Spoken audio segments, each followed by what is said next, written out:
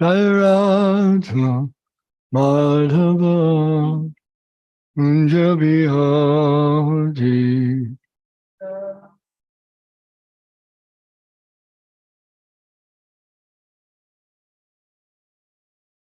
Gopi Jana Vallabha Girivardhari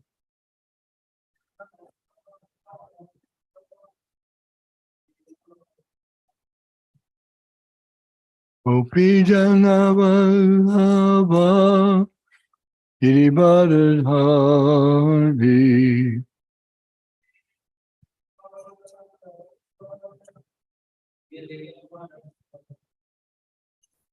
Jai Radha Madhava Kunja Bihari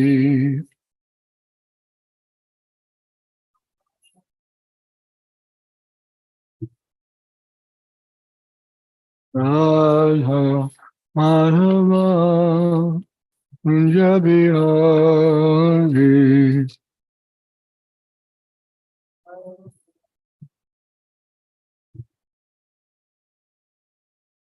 Gopi Jana Vallabha Girivardhari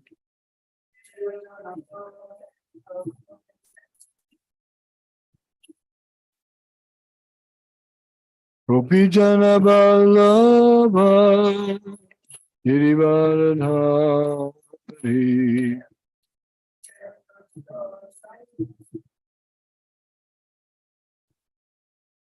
Yashodanandana Bhajajana Ranjana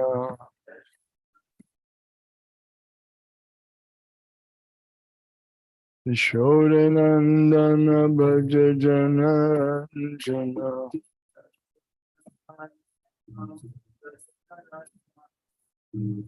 Yamuna Tira Anachari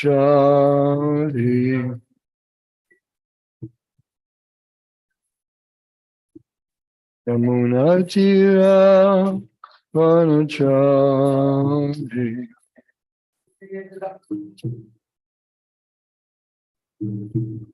Radha Madhava Kunja Bihari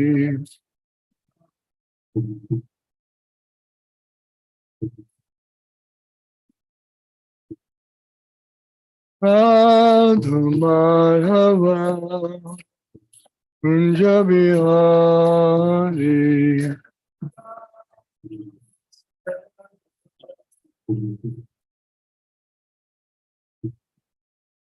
Gopi Janabala Girivaranari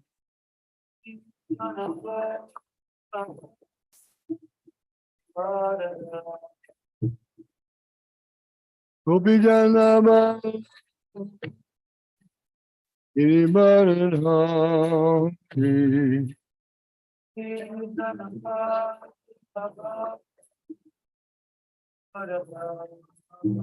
Yashodanandana Padajana Anjana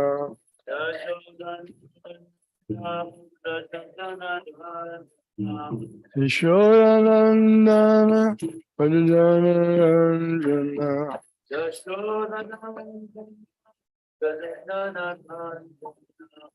Yamuna Tira Vanachari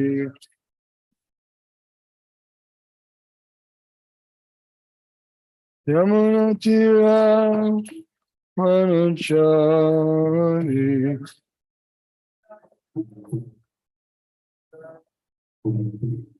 Jai Radha Madhava Kunja Bihari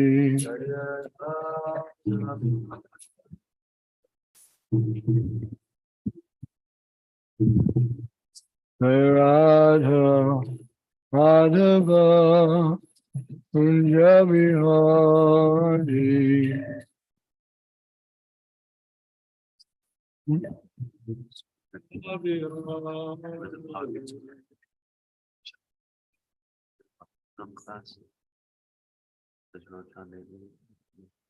Easier. Om Namo Bhagavate Vasudevaya. Om Namo Bhagavate. Om Namo Bhagavate Vasudevaya. Om Namo Bhagavate Vasudevaya. Om Namo Bhagavate Vasudevaya. Om Namo Bhagavate Devaya. Continuing reading from Srimad Bhagavatam, Canto 2, Chapter 2, Text 34.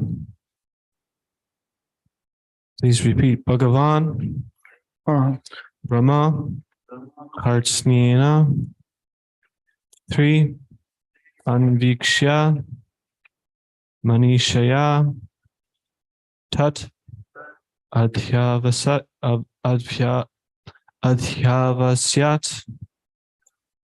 Kutha, Kutasta, Rati, Atman, Yatha, Bhavet. Bhagavan Brahma Kartsnena, Brahma Kartsnena, Trir Anvikshya Manishaya, Tad Adhyavasyat Kutasto, Yavasat Kutasta, Ratir Atman Yato Bhavet. Bhagavan Brahma Kartsnena, Trir Anvikshya Manishaya,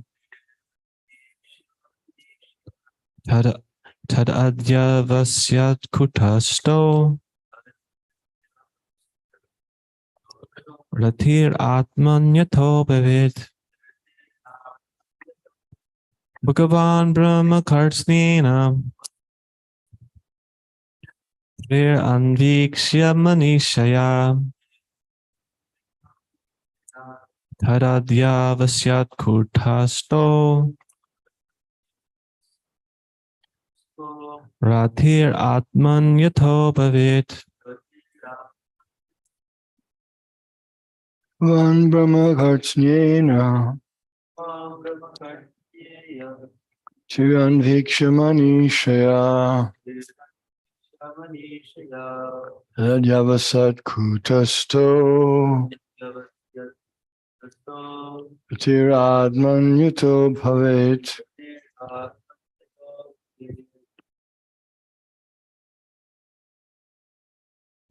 Bhagavan Brahma Kartsnena Shiran Viksha Manishaya Tadadhyavasyat Kutashto Ratiratmanyato Bhavet.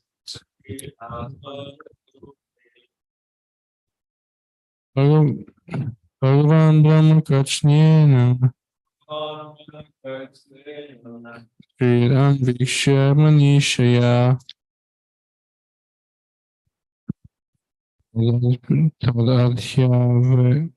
Tadadhyavasyat Kutasto,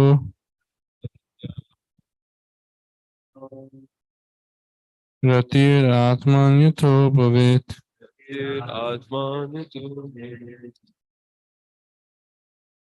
Bhagavan Brahma Kartsnena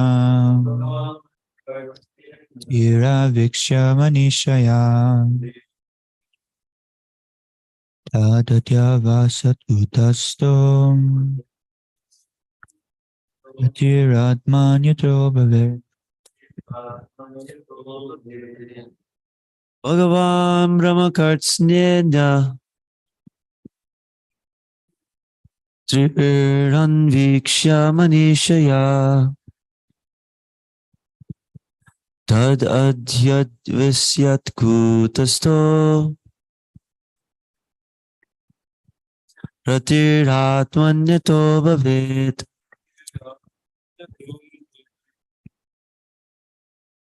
Bhagavan Brahma Kartsnena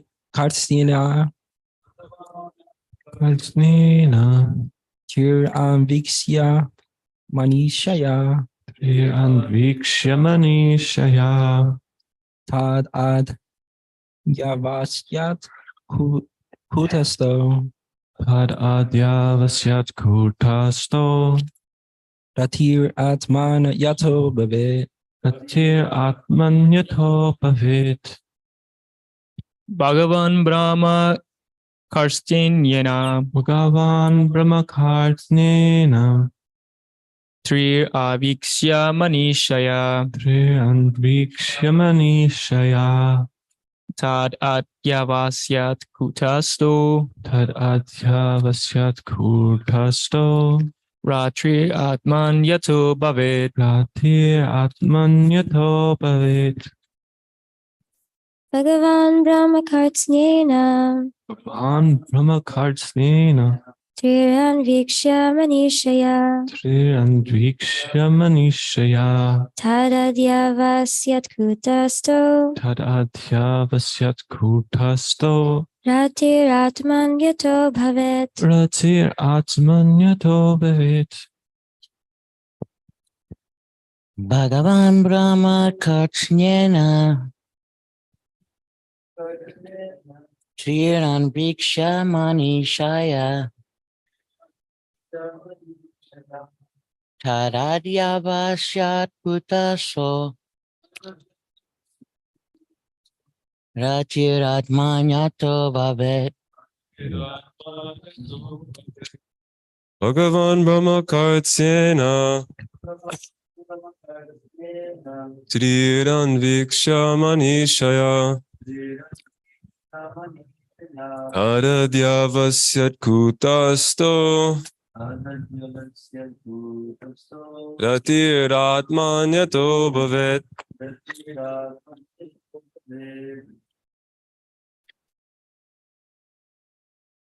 Bhagavan, the great personality, Brahma, Bhagavan, the great personality, Brahma, the Vedas, Kartsnyena, by summarization, three times, Anvikshya, scrutinizingly examined, Manishaya, with scholarly attention, Tat, that, Atyavasyat, ascertained it, Kurtasta, with concentration of the mind, Rati, attraction, Atman, unto the Supreme Personality of Godhead, Sri Krishna, Yatha, by which, Bhavit, it so happens. Translation and purport by His Divine Grace A.C. Bhaktivedanta Swami Prabhupada, Srila Prabhupada Ki Jai.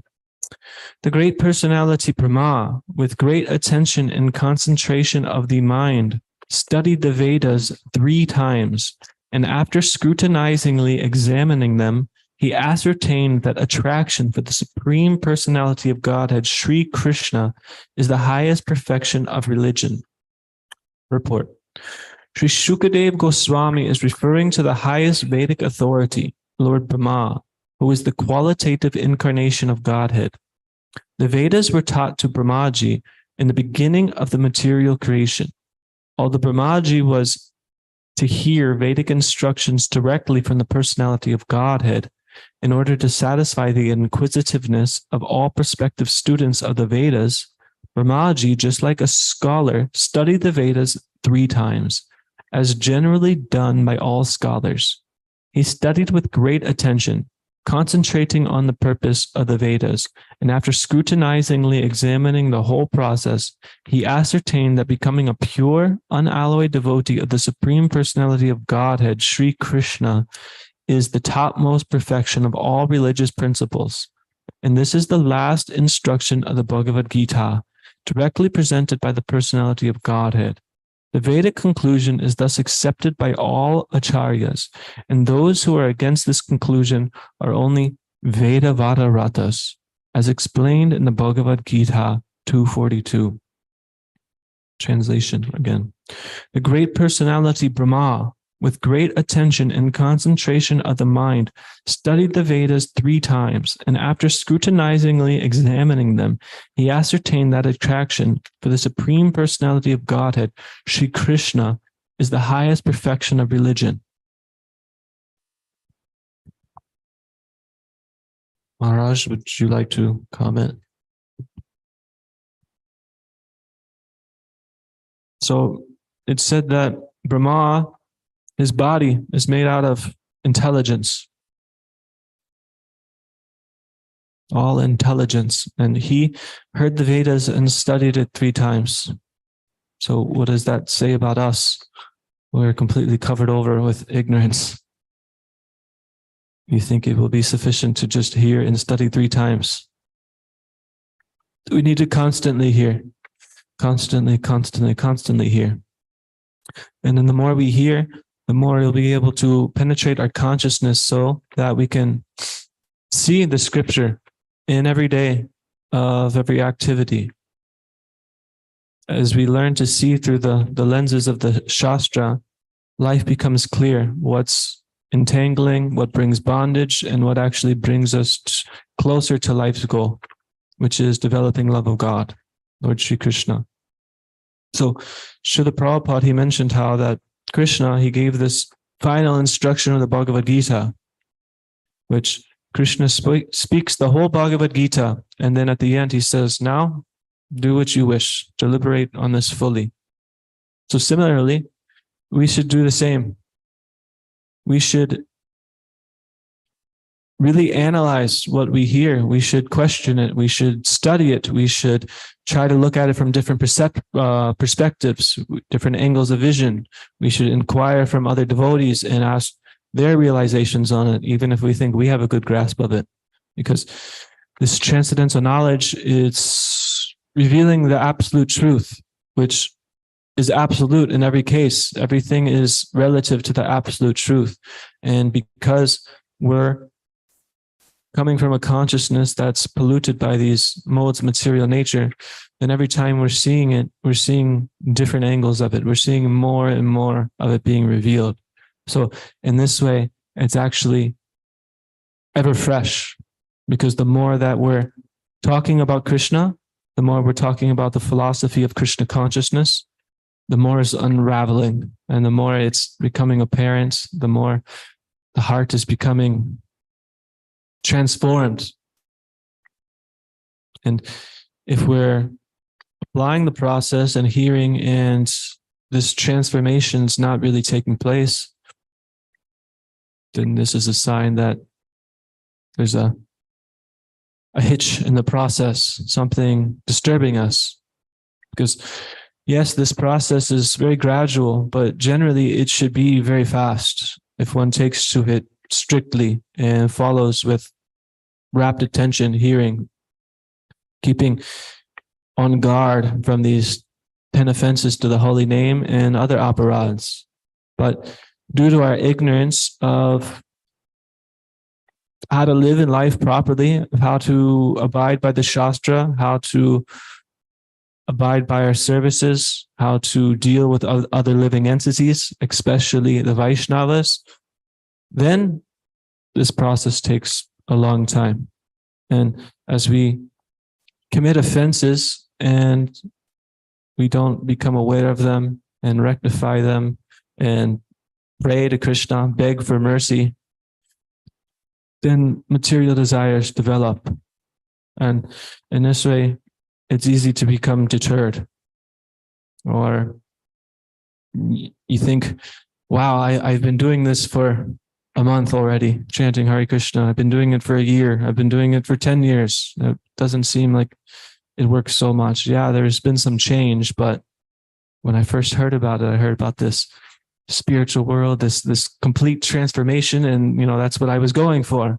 But now here I am, and I'm just kind of dragging my feet along. Shri Shri Gaura Ki Jai. But this is why this shloka here is highlighting the point that Lord Brahma, he heard this 3 times, and he heard this and studied it scrutinizingly 3 times. So similarly, like I'm mentioning, how when we hear and we have different aspects of this absolute truth revealed, what we may hear when we first hear the Bhagavad Gita that helps us awaken to come to endeavor for a spiritual life and allow us to leave behind some of our material entanglements.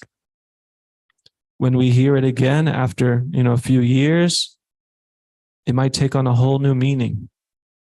So it's not that we just read the Bhagavad Gita, we read the Srimad Bhagavatam like a novel, a story for our entertainment.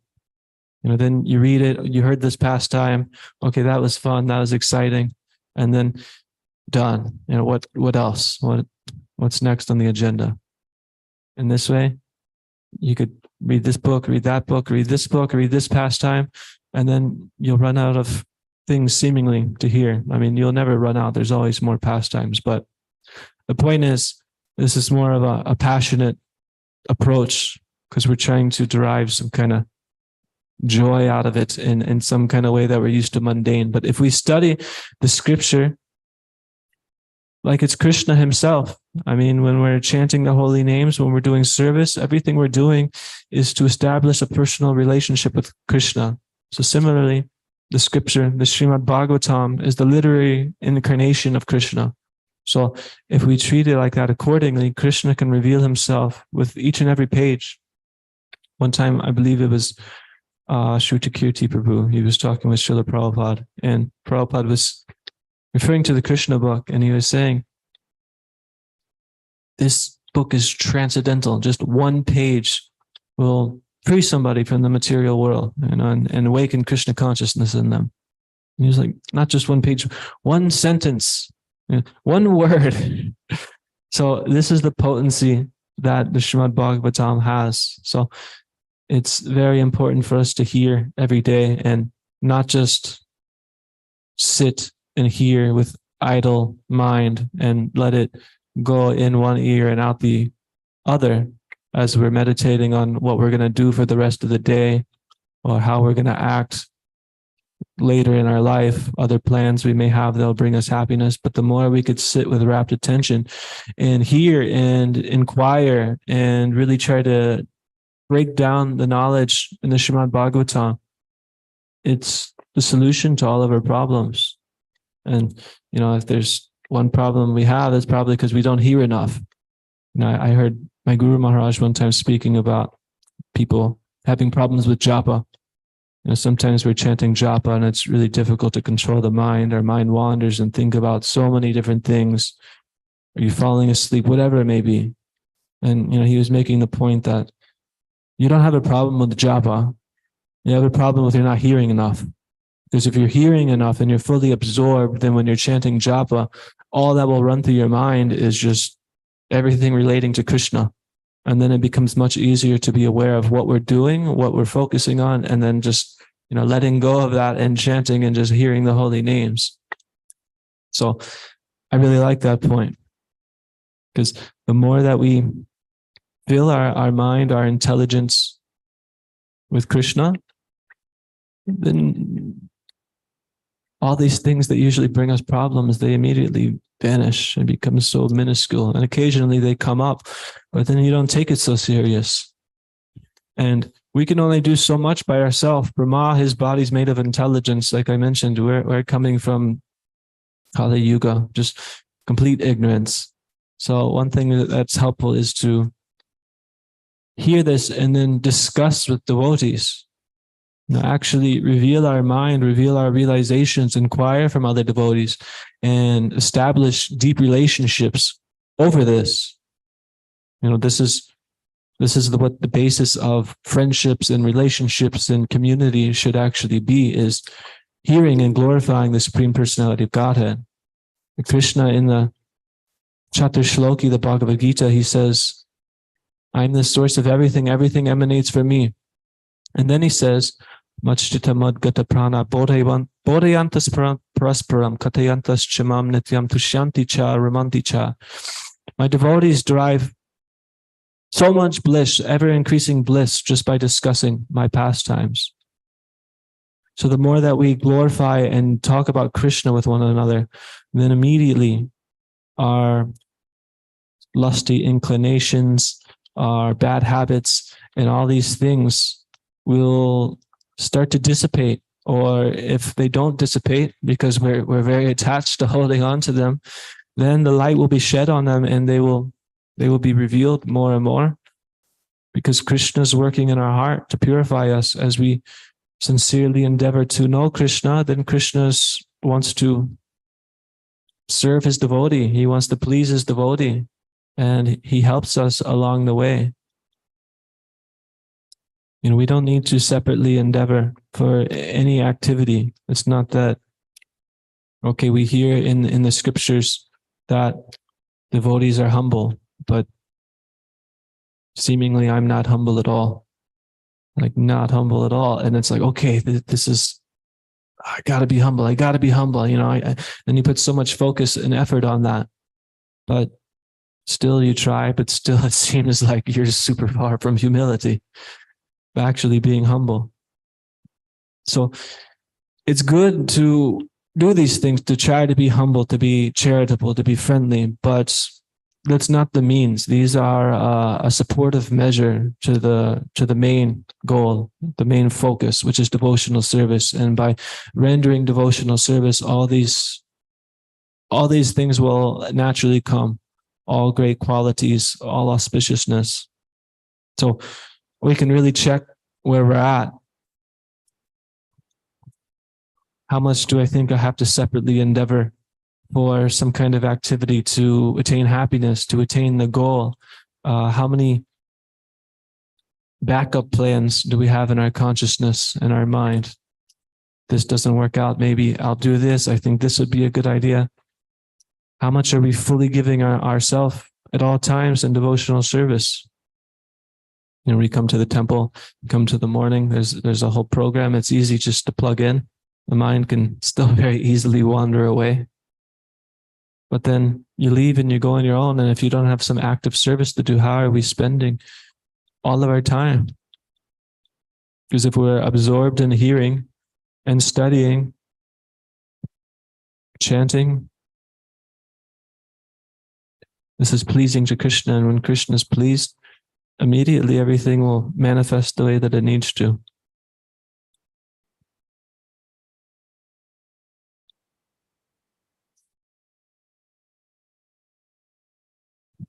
Prabhupada made this point at the end of the purport, saying that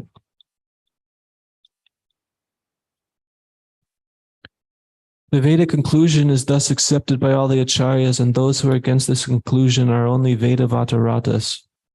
Vedavata-ratas, as explained in the Bhagavad Gita 242.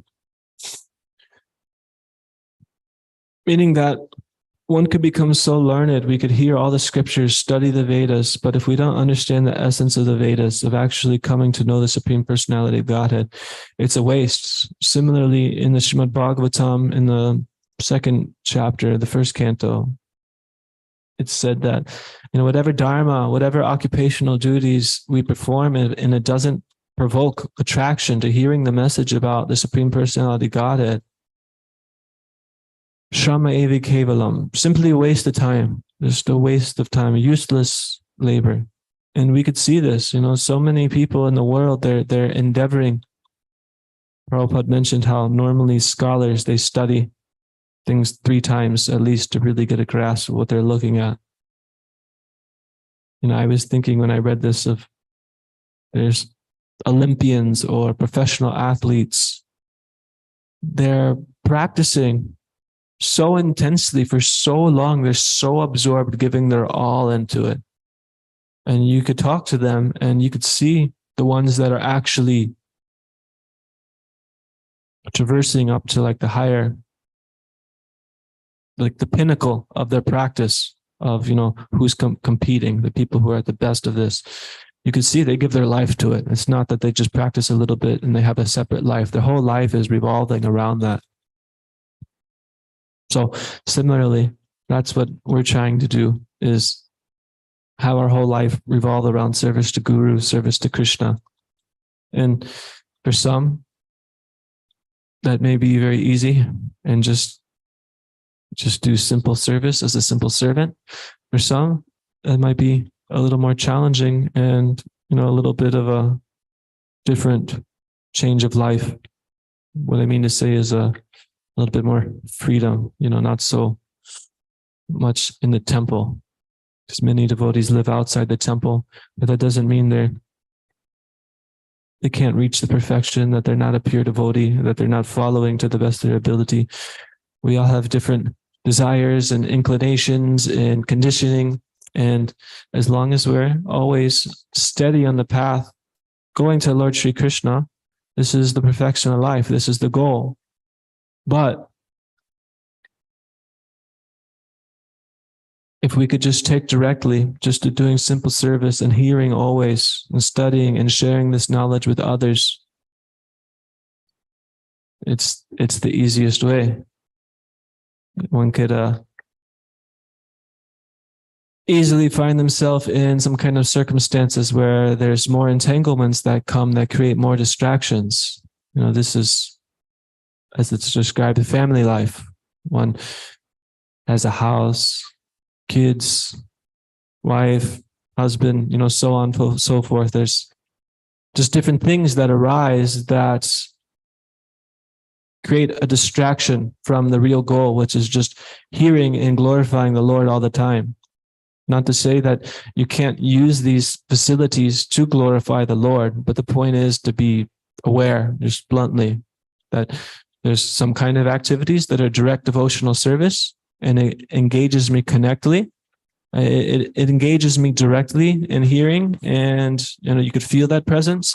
And then there's other services, or dovetailing our mentalities and ways of being into service of the Lord. And it's purifying also, because it creates stress and turmoil. And then you realize, wow, I wish I had more time to hear and chant. Ideally, because if we think we're going to drive happiness in some kind of sphere, some kind of plane that's outside of direct devotional service, this isn't in line with the conclusion that's presented by the Srimad Bhagavatam. So that's why it's really mentioned here that we should scrutinizingly study and hear. So I could just keep driving this point in, but is there any questions or comments? Yes, Jagannath Prabhu.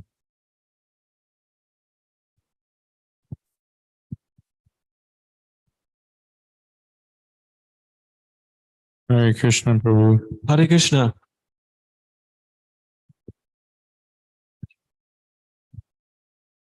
I have a comment and a question. Is that okay? That's more than okay. Thank you, Prabhu. So I liked what you were saying about the Olympic athletes who spend their whole life developing one skill, and at the end they test themselves.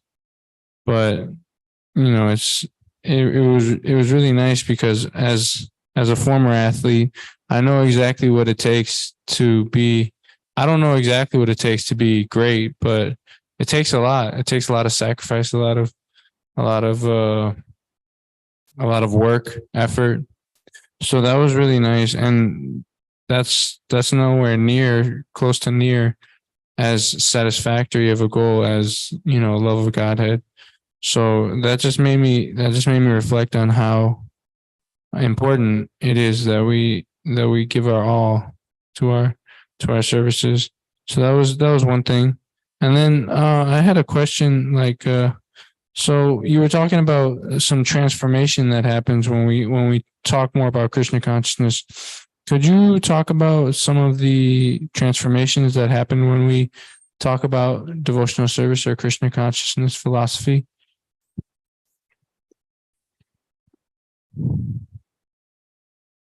I mean, we could immediately see this when we come in contact with the devotees, because this transcendental knowledge is out of our reach of grasping by ourselves. So, everybody's sitting here, somehow or other came in contact with the devotees. Maybe it was first Prabhupada's book, or maybe you met some devotee and they started talking with you, and then naturally some kind of transcendental knowledge is revealed. And then that gets you thinking. It allows you to open your eyes and see clearly. Behind me, it's this prayer, Om Jnana Timirandasya Gyananjana Shalakaya. Saying the Guru will open my eyes with the torchlight of knowledge. Before we're ignorant. So, in the beginning, it's very easy to see such transformation that happens so quick. But then as we enter the temple, and if we really, get into it, there's so much mercy and transcendental nectar that it's like, wow, this is amazing. I got this. I'm a pure devotee. I'm going to do it. We're going to go back to Godhead in no time. But then you kind of stick around a little bit and it's like, oh, yeah, a lot of these problems that I had or things, they're there. Lust, diverts my attention, or I easily get angry, or I'm envious because I see others performing greater than me. So these things are all there. And when we hear about Krishna, more and more, we're connected to the internal potency. We're connected to Krishna directly. We're connected to the spiritual world. So when we glorify him, this is the solution to all of our problems, actually. And in the Srimad Bhagavatam, it says, Vasudevi Bhagavati. Yeah, my mind's not working. Anyways, by rendering devotional service to the Supreme Lord, one automatically derives causeless knowledge and detachment of the world. So the more that we are sincerely rendering devotional service to Krishna, he will bless us with transcendental knowledge and detachment of the world. Detachment of the world means detachment of our false ego, detachment of our anarthas. The thing is, say if we're envious or angry or we have other bad habits that we'd like to change, and this isn't even just spiritual, this is material, but then it connects to the spiritual path also, because we need to rid ourselves of these material things.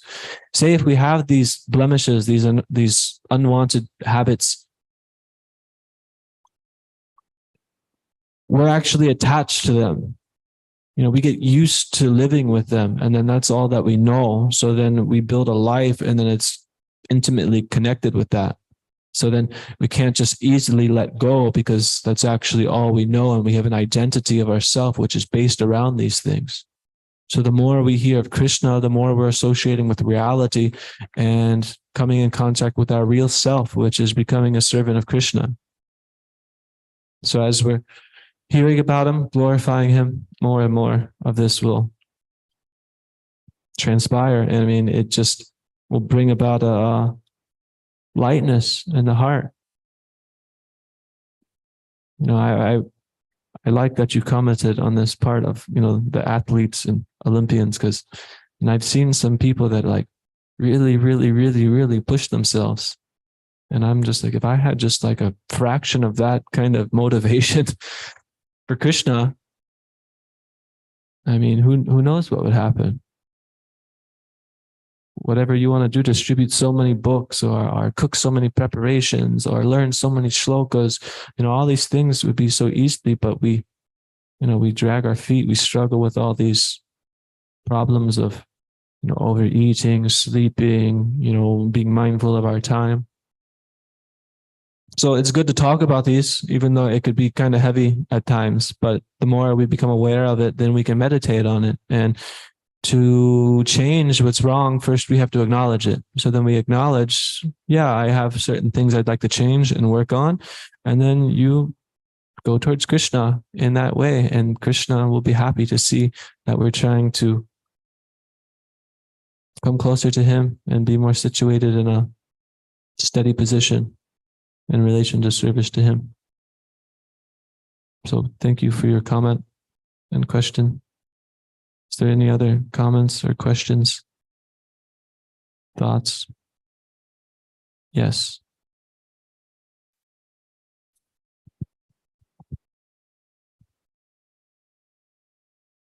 Hare Krishna. I just had a quick comment. When you spoke about a devotee might think oh yes, I want to be more humble, or I want to get rid of this bad habit, or I want to develop more of this good quality and that, we might think so hard that, oh, I have to endeavor so hard on my own to develop that quality. But I just like how you said, by performing devotional service alone, then we develop all the good qualities, all the divine qualities over time. So that just reminded me that bhakti is not dependent on anything. It's, but our love, I guess, like real love for Krishna, which is also another thing that, like, I think about wanting to develop, but through devotional service that can be developed too. So, yeah, thank you.